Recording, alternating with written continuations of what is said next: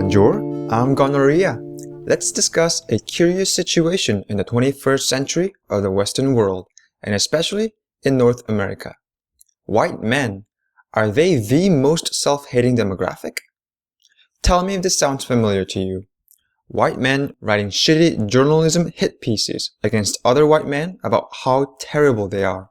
I'm not going to mention which sites, but you know who they are. White men bashing on their own gender while in the company of women and especially feminists. White men bashing on their own race while in the company of his non-white friends. Is it just me, or are white men really hateful to their own kind? But that's what mainstream media or social progressives want us to think. Growing up, I was taught from a young age that no matter what anyone else says, black women are the most disadvantaged demographic in the US. As a result, they suffer from self-hatred more than anyone else. For example, hatred of their hair, hatred of their skin color, of their nose, all this mixed in with the supposed social pressure on all females to improve their looks to better serve the male gaze of the patriarchy. I'll save the discussion on the male gaze hypocrisy for another video. All you need to know is that number 1, female gaze is also a thing, and number 2, female gaze is far more prominent and controlling than male gaze is. Anyways, black women. They're supposedly the number 1 target of our society's combination of sexism and racism. Rexism? Sadism? Well, I don't know about you Rexists, but I love black women.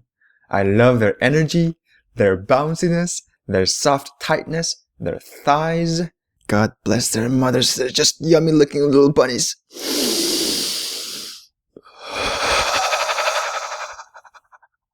And I'll say this. Yes, there are certainly situations or contexts where black females have to deal with bullshit that most other demographics don't have to. In that sense, do you know who else has that in common? White males. You see, what my old teachers and mentors forgot to mention is that white males are even more self-hating than black females. I challenge you to think of another demographic that so consistently votes against their interests. From white male feminists to white male diversity nicks? Yes, diversity nicks, aka multiculturalism for white people and white people only. Totally not double standards, guys. Why would so many white males willingly join such hate groups? The answer is, of course, society has brainwashed them. And so now, you look at some of the worst offenders of misandry, of anti-white racism, of hatred towards European or North American cultures or religion, and you look at the type of demographic that is on the front lines of all these hate groups, and lo and behold, it's white males. Let me give you an example. Right now, Halloween just happened. And as always happens every single f***ing Halloween in modern times, dressing up in a culture that is anything but white culture is deemed cultural appropriation and therefore racist. Dressing up as a Sikh? You racist. Dressing up as a Sultan? You Islamophobe.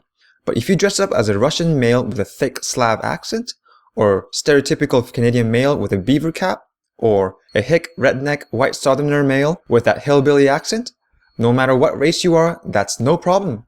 And hey, speaking of cultural appropriation, guess where Halloween comes from? Cultural appropriation. Gotta love that hypocrisy. Let me know if you have any feedback on the video. I read all your comments. If you like what you see, subscribe and give me a like so I know.